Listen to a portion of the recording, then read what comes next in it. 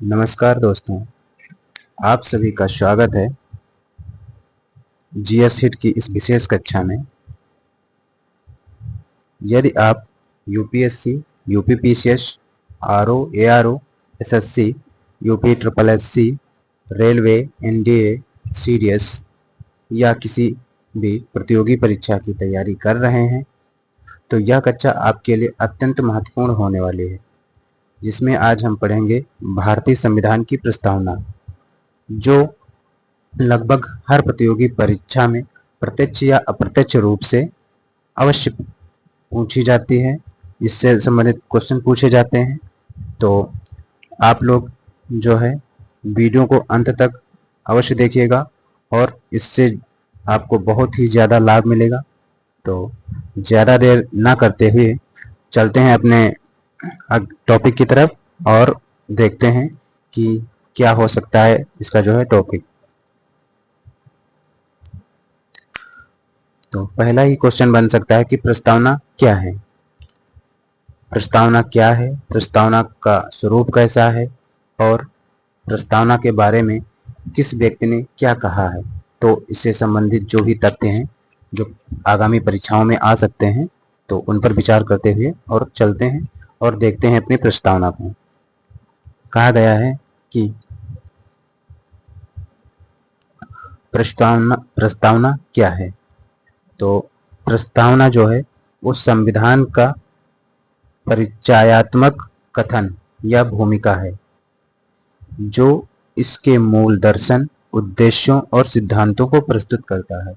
यानी प्रस्तावना जो है वो संविधान का एक परिचय पत्र है की तरह है, यानी एक भूमिका की तरह कार्य करता है संविधान की, और इसके जो मूल दर्शन, उद्देश्य और सिद्धांतों को प्रस्तुत करता है। संविधान की जो प्रस्तावना है इसकी प्रेरणा कहाँ से ली गई है। तो प्रस्तावना की प्रेरणा जो है वो अमेरिका के संविधान से ली गई है। अब प्रस्तावना अमेरिका के संविधान से ली गई है और जो भाषा है वो ऑस्ट्रेलिया के संविधान से ली गई है। इसमें आपका जो विश्व का और एक क्वेश्चन बन सकता है, जैसे विश्व का जो सबसे पुराना संविधान है वो किस देश का है।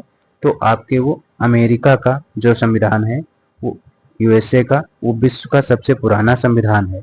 और इसमें अमेरिका के संविधान में जो है वो 7 आर्टिकल्स हैं। केवल अमेरिका के संविधान में 7 ही अनुच्छेद दिए गए हैं।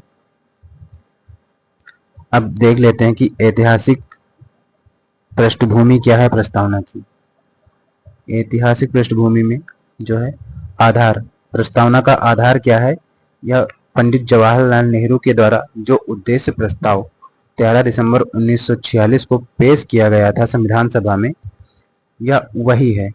जब इसे 22 जनवरी 1947 को संविधान सभा की सर्वसम्मति से संविधान सभा के द्वारा जो है उद्देश्य प्रस्ताव को पास कर दिया गया था, और यही उद्देश्य प्रस्ताव आगे चलकर संविधान की प्रस्तावना का रूप ले लिया। इसी उद्देश्य प्रस्ताव ने, जो कि 13 दिसंबर 1946 को प्रस्तुत हुआ था।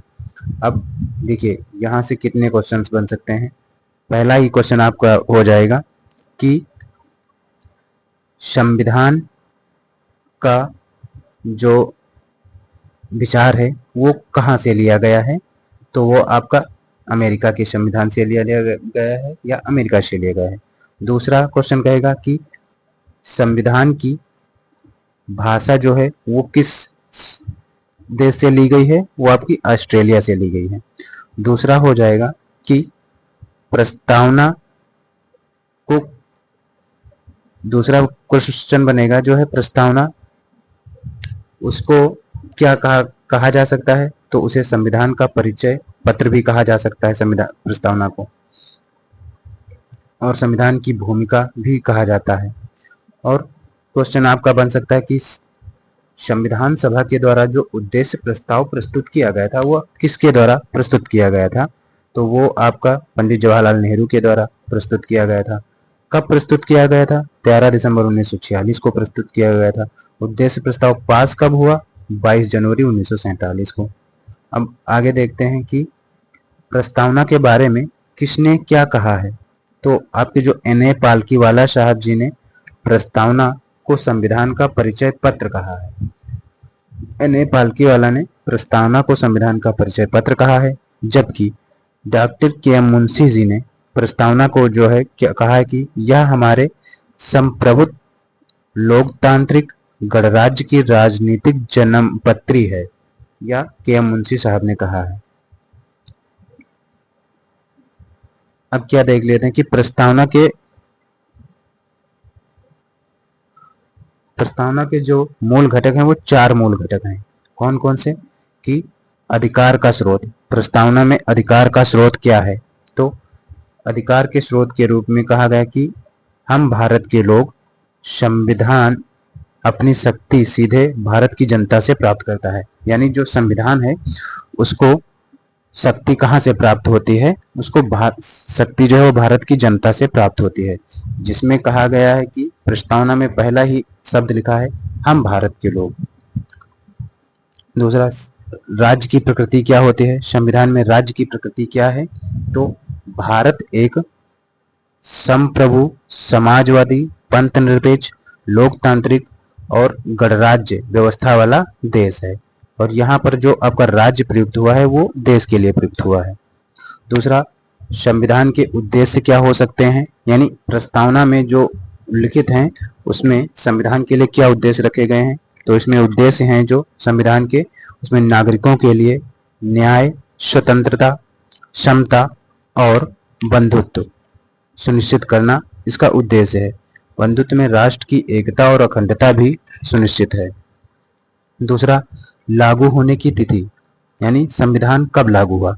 तो हमारा जो संविधान है वो 26 नवंबर 1949 को अंगीकृत, अधिनियमित और आत्मार्पित किया गया, जिससे संविधान जो है आत्मार्पित किया गया, और जबकि लागू कब हुआ? 26 जनवरी 1950 को लागू हुआ।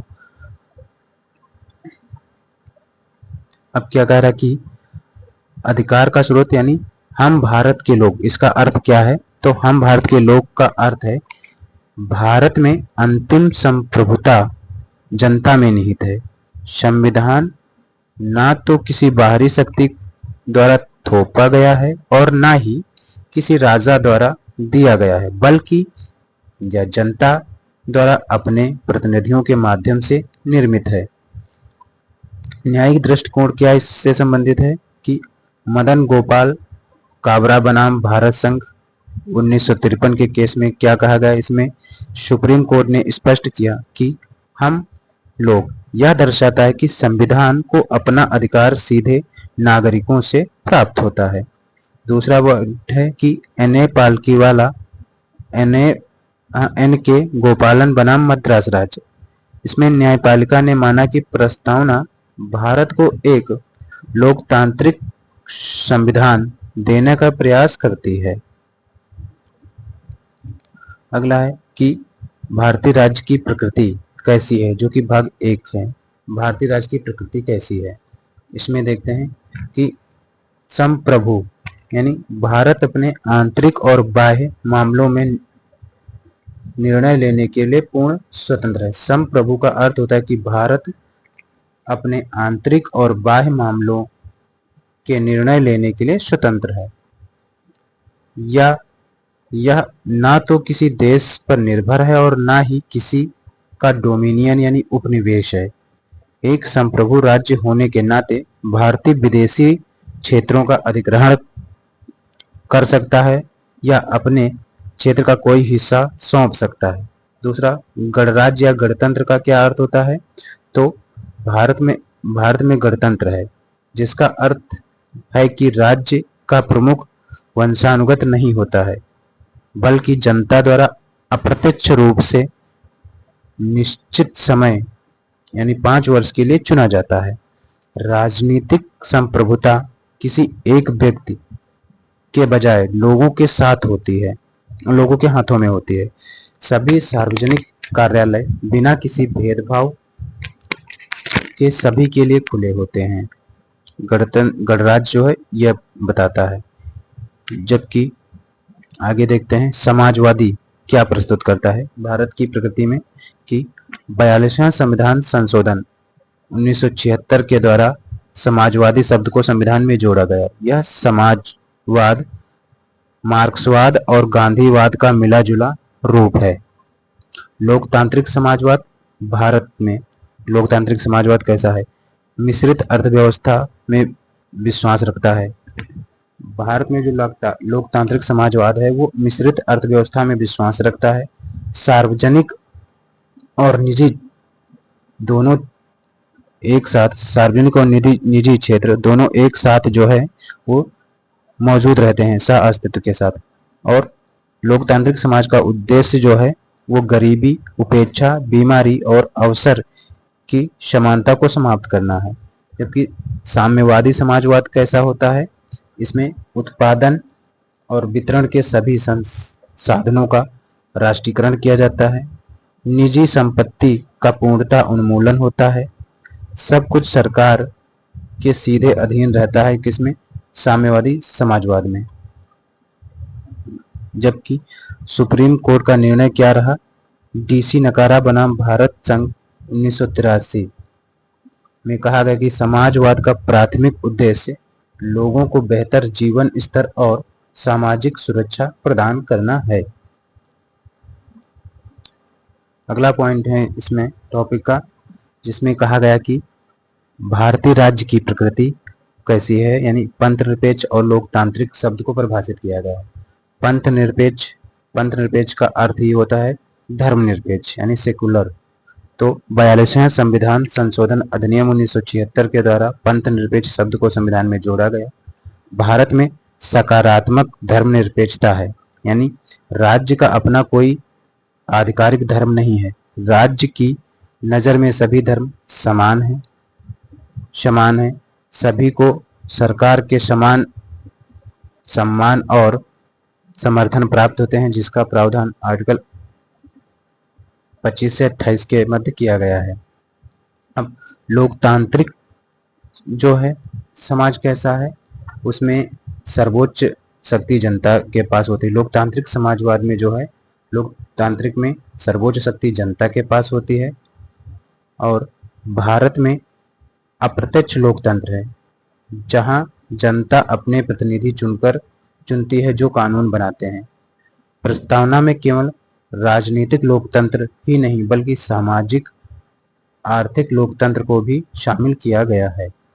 अब एक परीक्षाओं से संबंधित पॉइंट देख लेते हैं, जिसमें SR बम्बई बनाम भारत संघ जो कि 1984 में केस आया। इसमें सुप्रीम कोर्ट ने धर्मनिरपेक्षता को संविधान के मूल ढांचे का हिस्सा माना है। अब संविधान के उद्देश्य के रूप में न्याय और स्वतंत्रता को परिभाषित किया गया है, जिसमें न्याय क्या है, यानी न्याय की प्रस्तावना में शामिल जो न्याय है वो रूस की क्रांति जो कि 1917 में हुई थी उससे प्रेरित है। इसमें सामाजिक न्याय, आर्थिक न्याय और राजनीतिक न्याय, तीन प्रकार के न्यायों की चर्चा की गई है। सामाजिक न्याय जाति, रंग, धर्म, लिंग के आधार पर बिना किसी भेदभाव के समान व्यवहार किया जाएगा। आर्थिक न्याय में धन, संपदा, आय के आधार पर कोई भेदभाव नहीं किया जाएगा। जबकि राजनीतिक न्याय में समान राजनीतिक आधार और सार्वजनिक कार्यालयों तक समान पहुंच सुनिश्चित करेगा। सामाजिक प्लस आर्थिक न्याय बराबर होता है वितरणात्मक न्याय के बराबर होता है। अब स्वतंत्रता क्या होती है? जो संविधान की प्रस्तावना में स्वतंत्रता शब्द जोड़ा गया है वो फ्रांसीसी क्रांति जो कि 1789 से 1799 के मध्य फ्रांसीसी क्रांति हुई थी उससे प्रेरित है। इसका प्रकार कैसा है? स्वतंत्रता का प्रकार प्रस्तावना में 5 प्रकार की स्वतंत्रता का उल्लेख किया गया है। विचार, अभिव्यक्ति, विश्वास, धर्म और उपासना की स्वतंत्रता की जो है चर्चा की गई है प्रस्तावना में चर्चा की गई है। और इसमें स्वतंत्रता निरपेक्ष नहीं है, बल्कि प्रस्तावना में शामिल जो स्वतंत्रता है वो निरपेक्ष नहीं है बल्कि शर्तों और प्रतिबंधों के अधीन है। और समता और बंधुत्व के आदर्श प्रस्तावना में समता और बंधुत्व के आदर्श शामिल हैं। समता क्या होती है? तो इसमें समाज के किसी भी वर्ग के लिए विशेष अधिकारों की अनुपस्थिति को ही समता कहा जाता है, जिसमें नागरिक समता, नागरिकों की समता का प्रावधान आर्टिकल 14, 15, 16, 17 और 18 में नागरिक समता का प्रावधान किया गया है, जबकि राजनीतिक समता का प्रावधान आर्टिकल 325, आर्टिकल 326 में किया गया है। आर्टिकल 326 में वयस्क मताधिकार देखने को मिलता है, जबकि आर्थिक समता का प्रावधान जो है आर्टिकल 39 में समान वेतन के रूप में देखने को मिलता है। और बंधुत्व का प्रावधान, यानी बंधुत्व होता है भाईचारे की भावना का प्रावधान। संविधान में एकल नागरिकता और मौलिक कर्तव्यों के मध्य इसे बढ़ावा दिया गया है, यानी बंधुत्व को जो है वो एकल नागरिकता और मौलिक कर्तव्यों के मध्य बढ़ावा दिया गया है। बंधुत्व को दो बातें सुनिश्चित करता है, बंधुत्व दो बातें सुनिश्चित करता है। नंबर 1, व्यक्ति की गरिमा, दूसरा राष्ट्र की एकता और अखंडता, जिसे 1976 में जोड़ा गया था 42वें संविधान संशोधन के द्वारा। अब देख ले कि न्यायिक दृष्टिकोण क्या है, क्या प्रस्तावना संविधान का भाग है या नहीं। तो पहला एक केस आता है बेरुबारी केस 1960 में, बेरुबारी केस 1960 में। इसमें सर्वोच्च न्यायालय के द्वारा या न्यायपालिका के द्वारा प्रस्तावना को संविधान का भाग नहीं माना गया, प्रस्तावना को संविधान का भाग नहीं माना गया। अतः हम यह कह सकते हैं कि प्रस्तावना में संशोधन नहीं किया जा सकता है, नहीं किया जा सकता। उसके बाद केशवानंद भारती बनाम केरल राज्य केस 1973 में आता है, 1973 में आता है। इसमें न्यायपालिका ने प्रस्तावना को जो है वो प्रस्तावना को संविधान का अंग माना। अतः हम ये कह सकते हैं कि प्रस्तावना संशोधनीय है, ऐतिहासिक। और इस केशवानंद भारती केस में जो है वो बेरुबारी केस फैसले को पलट दिया गया था और पलट दिया गया था। किंतु इसमें जब संशोधन होगा तो प्रस्तावना के मूल ढांचे में इस तरह से संशोधन होना चाहिए कि संविधान का जो मूल ढांचा है उसमें कोई भी छेड़छाड़ नहीं होनी चाहिए, ऐसा कहा गया।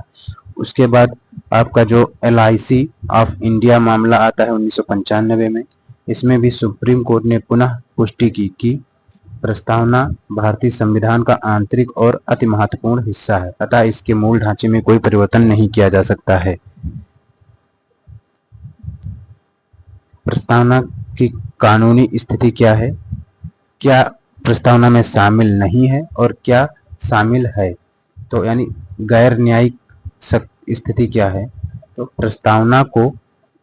प्रस्तावना के प्रावधानों को न्यायालय द्वारा सीधे लागू नहीं कराया जा सकता। प्रस्तावना को जो है वो इसके प्रावधानों को न्यायालयों द्वारा सीधे लागू नहीं कराया जा सकता। इसके उल्लंघन पर कोई सीधे कोर्ट नहीं जा सकता है और शक्तियों का स्रोत नहीं है, यानी यह विधायिका की शक्तियों का स्रोत नहीं है। प्रस्तावना प्रतिबंध नहीं है, यह विधायिका की शक्तियों पर कोई रोक या प्रतिबंध भी नहीं लगा सकती प्रस्तावना। जबकि क्या है प्रस्तावना, क्या है, व्याख्या का आधार।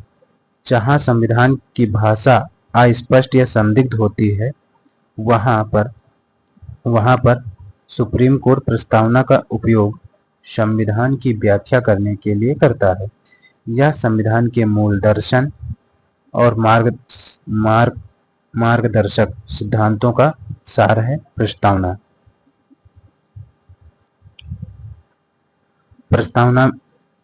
में संशोधनीयता। प्रस्तावना में संशोधन आर्टिकल 368 की प्रक्रिया के तहत संभव है, केशवानंद भारती केस में कहा गया, लेकिन प्रस्तावना संविधान के मूल ढांचे में कोई संशोधन नहीं होना चाहिए। साधारण बहुमत से प्रस्तावना में संशोधन नहीं हो सकता। 42वें संविधान संशोधन अधिनियम 1976 अब तक केवल एक बार संविधान में 42वां संविधान संशोधन अधिनियम 1976 के द्वारा संविधान में केवल एक ही बार संशोधन हुआ है, जिसके द्वारा संविधान में 3 नए शब्दों को जोड़ा गया। एक समाजवादी, पंथनिरपेक्ष और अखंडता शब्द को जोड़ा गया। अखंडता क्या होती है? राष्ट्र की एकता को बदलकर राष्ट्र की एकता और अखंडता किया गया।